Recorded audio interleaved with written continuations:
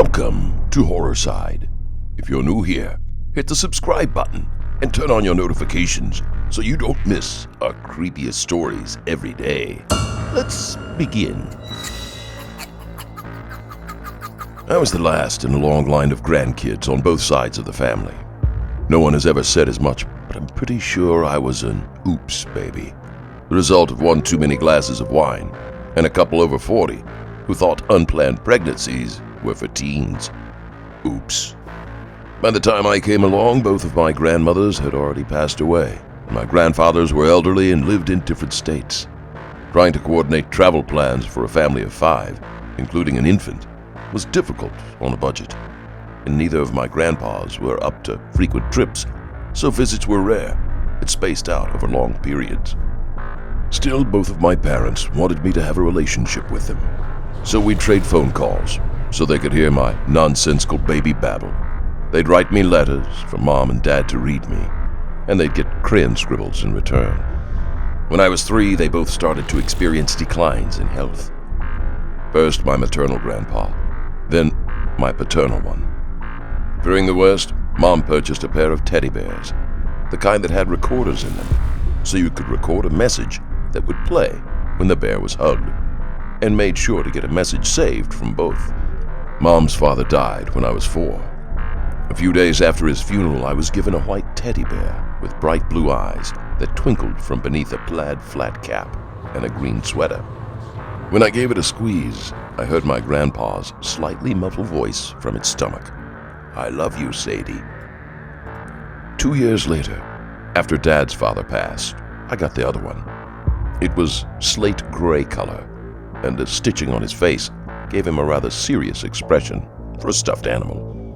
A pair of red suspenders held up his tan trousers. I fell asleep hugging it, and my dad told me some years later, with tears in his eyes, that randomly throughout that night, he kept hearing Grandpop's voice coming from my room. "I love you, Sadie."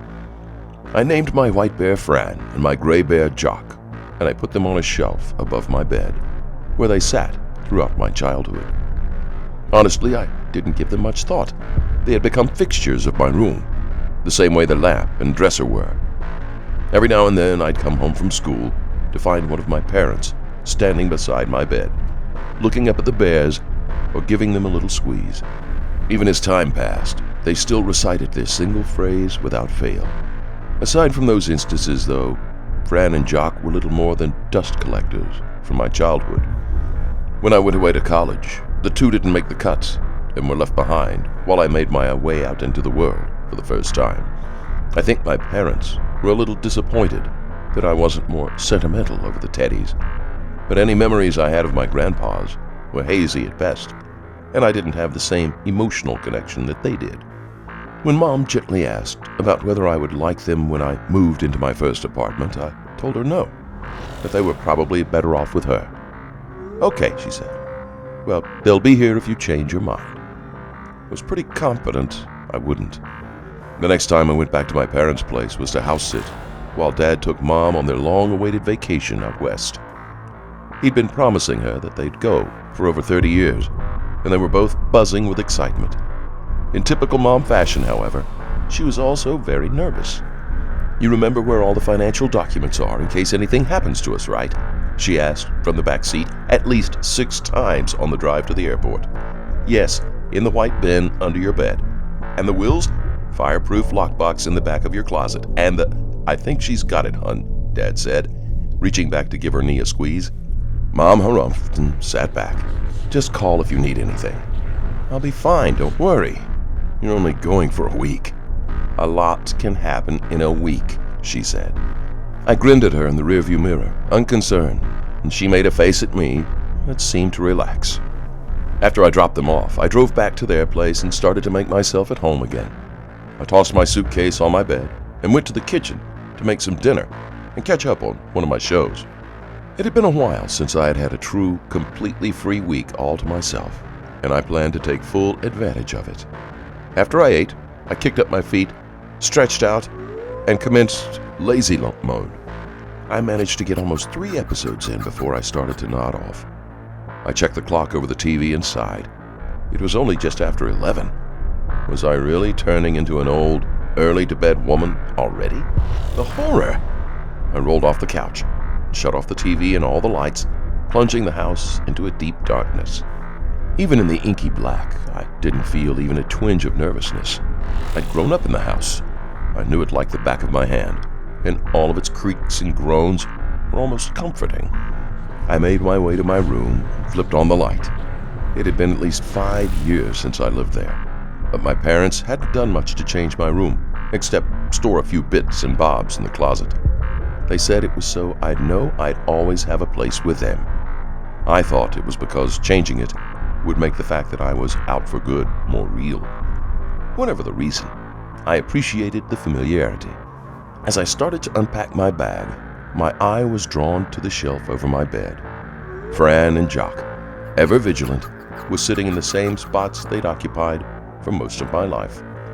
I don't know why, but I couldn't help but smile and reach out to them. I took Fran down first and gave his little cap a tweak before squeezing him around the stomach. "I love you, Sadie," Grandpa said. After putting Fran back, I did the same to Jock, who stared up at me with his usual sternness, even as I plucked one red suspender. "I love you, Sadie," Grandpop said. It was the first time I'd listened to them in a while. Even if they didn't resonate as deeply with me as they did my parents, I was glad to find their recordings still worked. A quick trip to the bathroom and a change in my PJs later, I was in bed and fast falling asleep. I can't say exactly what woke me. A nightmare, I figured, given that my heart was beating quite quickly, but I couldn't remember any details. I took a deep breath and rolled over, already falling half asleep again, and found myself face to face with a dark figure on the pillow beside me. I yelped and sat up, grabbing at my phone, my nearest source of light, and shined it towards my bed. Fran was lying on his side beside me. I let out a small chuckle and gave myself a little shake to dismiss the lingering fright that he'd caused and picked him up. "Did you fall off the shelf?" I asked him quietly. I must have put him back too close to the edge earlier, and gravity had done its duty. I gave Fran a gentle squeeze. "Get out." I stared down at the bear and blinked once, very slowly. I must be more sleepy than I realized, I thought. I was hearing things. To prove to myself that it had just been my imagination, I squeezed him again. "Get out." It was still Grandpa's voice, but instead of the soft warmth it had always had, it sounded cold, almost menacing. I threw Fran across the room, where he hit the wall. From over my head, I heard Grandpop's more gravely voice, "Get out." I whipped around and looked up at Jock. He was sitting in the same place as always, but now he was turned towards the door instead of facing forwards. Had I put him down like that? I couldn't remember. "Get out." Grandpa's voice came from Fran again, louder this time. "Get out," Grandpop echoed from Jock. The two went back and forth, their voices getting louder and louder, until I slapped my hands over my ears and I leapt from my bed. I wanted to scream, but my voice was stuck behind my fear-tangled tongue. I stumbled across my dark room, chased by my long-dead grandfather's voices. "I know you're down there," Jock shouted with Grandpop's voice. I froze. Down there? Down under the shelf? I glanced over my shoulder at the gray bear staring silently down from over my bed. I had to get out of my room. I had to get out of the house. I yanked open my door. "I see you," Fran said in Grandpa's voice. I was halfway out into the hall, tears streaming down my face. I didn't know what was happening. Was I going crazy? Was I dreaming? All I knew was that my two childhood toys were screaming threats at me, and I had to get away from them. I turned towards the stairs. "You take one more step, I'll make sure it's your last," Jock bellowed. "Get out!" Fran roared. From somewhere downstairs, a step creaked. Someone else was in the house. They weren't yelling at me at all. I realized, with a very strange mix of confusing relief and newly formed horror. They were yelling at the intruder, who was making their way up the stairs towards me. "Get out!" my grandfathers howled together. Footsteps clamored across the wood floor downstairs. Something fell over in the living room with a loud crash, and again in the kitchen, before the back door slammed against the counter as it was thrown open and a car engine rumbled to life. Somehow, I gained my wits enough to run to my parents' room and look out the window to the driveway below. An SUV was peeling backwards out into the street. It slammed into the neighbor's mailbox, righted itself, and then screeched off into the night. A heavy quiet had fallen over the house again. After waiting a few long, tense minutes, I crept back across the hall and peeked into my room. Fran and Jock were where I'd left them, both completely silent. When they stayed that way, I hesitantly approached Fran, who was lying on his side with his little flat cap beside him. I picked him up and with trembling fingers squeezed his stomach. "I love you, Sadie," Grandpa said warmly. I put his cap back on his head and gently put him back on the shelf beside Jock and backed out of the room, watching them the whole time with wide eyes. As I rounded the corner, heading downstairs to the phone, I heard Grandpop's voice trailing after me. "I love you, Sadie." The police arrived a bit later, following my frantic call to 911. I filed a report, leaving out the bit about my talking bears, and allowed them to collect whatever evidence they could. Every so often, I found myself glancing at the stairs, almost like I was expecting a repeat of whatever had just happened. It never came, and the cops wrapped it up, leaving me alone again. When I called my parents to tell them about the break-in, they immediately wanted to rush home, but I assured them there was no need. "Really," I said, "I don't think I have anything to worry about." "We could be on the next plane," Mom insisted. "No, I'm okay. Whoever that guy was, I'm pretty sure he won't be back." It took a few more go-arounds, but I eventually convinced them I was safe. And I felt it too, for the most part.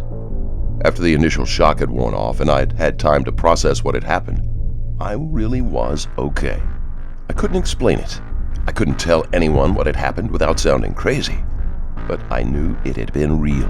And I knew, as long as I had Fran and Jock sitting on the shelf above my bed, I could sleep easy.